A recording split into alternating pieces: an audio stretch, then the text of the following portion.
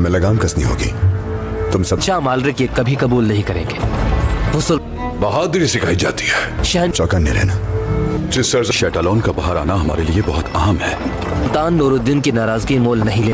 ये जानता हूँ कि वो दरवाजे तुम्हारे लिए कैसे खुलेंगे। दरगाम की जमीन से हम आए हैं, वहाँ हमें नौकरी नहीं। की तरह जानता हूँ जैसे कि मैं ये बाकियात अभी खत्म नहीं हुई।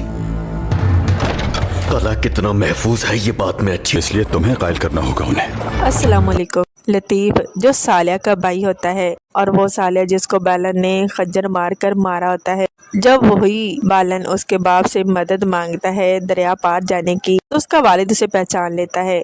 बालन रोने लगता है और उससे माफ़ी मांगने लगता है कि वो सब एक गलत फहमी में हुआ, तो आप मुझे माफ़ कर दें, तभी सालिया का चेहरा मेरे नज़रों से हट पाएगा, वरना मुझे रात को नींद नहीं आती। उसका वालिद उसे माफ़ कर देगा। तभी सालिया का भाई ऊपर से लतीफ़ आ जाता है और वो पीछे से खंजर मारता है बालन को और कहता है कि ये रहा मेरे भाई का बदला, और बालन को पानी में धक्का दे देता है। उसका बाप बेटे से कहता है कि ये तुमने क्या कर दिया।